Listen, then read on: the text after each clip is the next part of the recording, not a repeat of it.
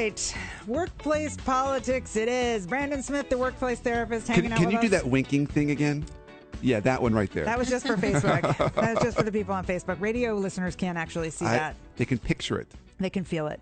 I was doing a goofy wink for no particular reason except I'm feeling goofy this morning. That's what's going on. It's lights. It's Monday, you know what? And I can't even believe that it's already August 22nd. Summer's over almost.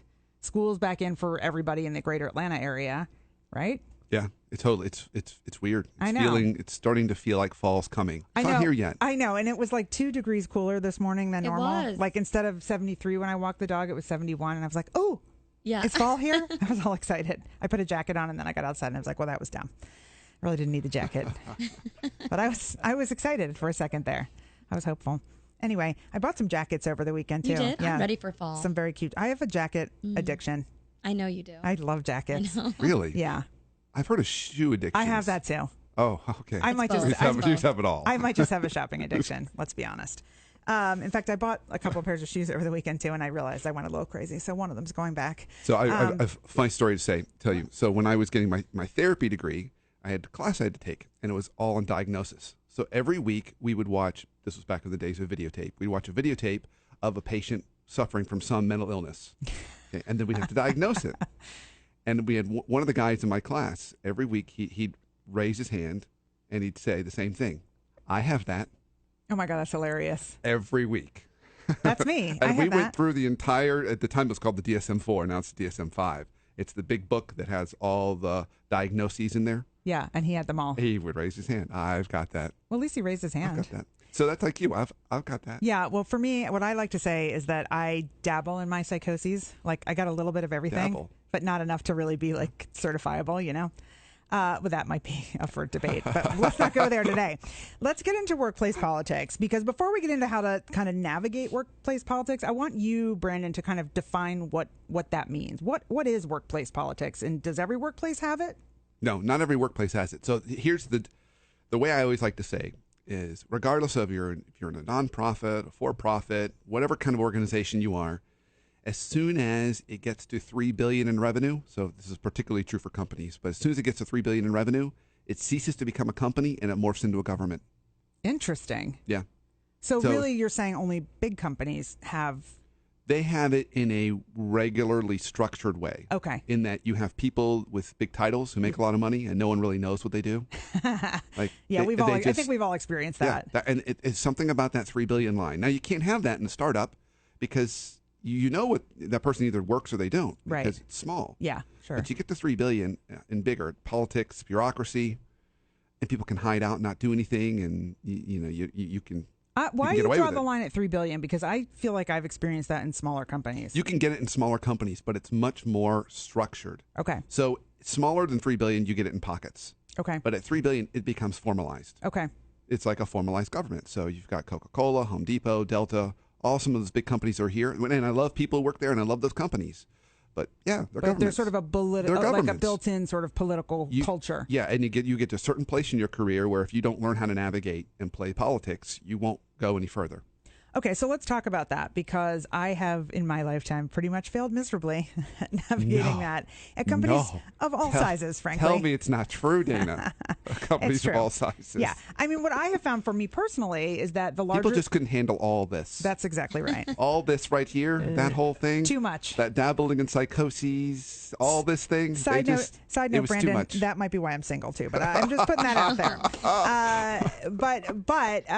So like the largest companies for me were the hardest, and as they got smaller, I sort of navigated better. So I did the best in my own career working for others when the companies were, up to 300 people. The 30-person companies, a couple hundred people companies, I did okay. But the ones where they were anything over 300 people, I personally had trouble navigating the politics. Yep. So talk to me a little bit about what traits you need to be good at that. To managing politics? Yeah. To be not like me, obviously. But what else? Like, he's just looking at me like, I really wish Dana, you're never going to get all there. of our listeners could see your face right now. That her eyes are big. She's kind of looking at me like, I'm just, what is this thing? Well, I wish I understood it better, because honestly, I feel like, I could be in a whole other place right now if I was better at that. All right. So it's a couple components. To manage politics well, you have to be able to do. I often talk about leadership being that self-awareness to self-management. Okay. And it really is that. So the self-awareness, you have to have a certain level and capacity of emotional intelligence, which I know you have, to be able to kind of read the tea leaves, sense what's going on around you. Sure. Another, for folks who don't know what emotional intelligence is, it's generally that ability to not only understand your own emotions and feelings, but those of others. Right. Essentially, it's like street smarts. Yeah, right. It's street smarts. Okay. So you got to have that. But the second piece is the self-management part.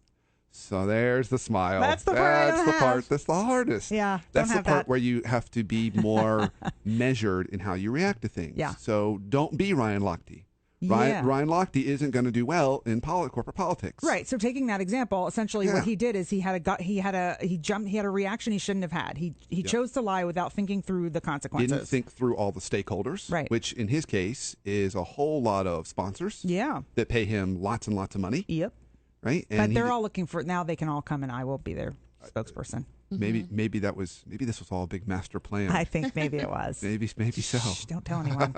All right, so you've got to have that emotional intelligence and you've got to have that self-management. Yes. So describe sort of how to use that self-management to like, in other words, something's going on. I need to sort of let upper management know, or I need to make change in my department or whatever it is. How do I sort of get what I need? You have to be able to understand who the players are. Okay. Other players on the board. So you really have to, with corporate politics, is a lot about playing chess. What are the other players on the board? What are their interests and motives? Right. And then when you want to get something done, you have to make sure you're aligning them to your interests and motives. I think one of the things it's interesting, I like the way you're describing this because I'm getting it weirdly. Because, again, this is something I've not really been able to do. And I think what happens for a lot of people, myself included, is that when you think about the other person, you think about what they're doing to you or what their behavior does to you, even if it's not on purpose. You don't think about what they want and what their motivations are and what they need and what's driving them. And I think that's an interesting difference for a lot of people. It is. And I think the other thing that probably is my guess, one of the reasons why it's been more difficult for you is because when you see an objective, you draw a straight line to it. Yeah. Right? And what's the quickest way there? Yeah. You do that, you're going to end up stepping on political toes. Yeah, sure. In a small work environment or a startup or small business, that's what you're supposed to do. It's all about speed. Right. Efficiency, speed, yep. All about that. But in larger environments, you have to go slower because you have to align all the stakeholders to make it effective. Yeah. You got to be more you're trading off efficiency for effectiveness. Yeah. Well, you say one of the ways to sort of deal with all of this is by finding advocates and allies. Yeah. So talk to me a little bit about that. I'm good at teaming up with people. That I can do. So you got to find people who are good. You are. There's a little sparkle in your eye. See the sneaky side of me coming out now? Okay. Isaac's on my side. And it's funny because you're in this red dress. Yeah. And there's like red around you. And I look like I'm up to no good. Yeah, you do. I'm waiting for like little horns. Oh, okay. That's pretty much what's going on right now. Great. So you look for advocates and allies. Yeah. You want to find those people in the organization that can speak on your behalf when you're not around. Okay. I had a senior HR leader, this was probably a couple of months ago, and she had this great saying to me. She said, the 3 most important conversations about your career happen when you're not there. Ooh. Am I going to hire this person? Am I going to promote this person? And hopefully not the last conversation. Am I going to fire this person? Yeah, that's a really good point. But your brand is in the room, either advocating on your behalf or against you. Your brand, other people's perceptions of you, your reputation. Yeah. So you want that in the room, and you also so you've got to be thoughtful about your brand, how people see you. Yeah. And you've also got to make sure you've got advocates and allies who can be in the room arguing and fighting on your behalf. Yeah. Really important when you talk about corporate politics. Yeah, I'm glad you brought up brand, and we're almost out of time in this segment, but we're going to carry this conversation on because I think brand is an important discussion here. Yeah. I talk about brand a lot. I know you do as well. And I think for both of us, we get, and I think most of our listeners probably also get, that brand is more than your logo and the colors you choose and the stationery you have and all of that and the website and all that good stuff. But I literally was talking to an executive in an industry over the weekend at random who said, oh, yeah, the logo and the whatever. I was like, no. Like, brand is the whole thing. It's the way you speak, the way you carry yourself, what you say, what you believe in. everything, every email Yep. you send, it's all part of your brand. So I think it's important to kind of dig into that a little bit more as it relates to navigating politics. And if I'm correct here, looking at our notes, you have a specific technique we need to get into as well. I do. Okay. But I'm not going to tell you You're until we gonna- come back after Are the you break. going to tease this? Oh, yes. So can you give us a hint? I'm going to play back, put this back on you like you did to me earlier today. It is. I'm going to actually give a really good tease. Okay, give it. Unlike the tease you gave Whatever. earlier today. Whatever, Brother This Brandon. is by far the very best technique on the planet Okay. for navigating corporate politics. That was an amazing tease. Brandon Smith hanging out with us, the workplace therapist. Don't go anywhere if you want the best. That's how you tease. That's Dana. right. Okay. That's how you tease. Drop the mic. We'll be back.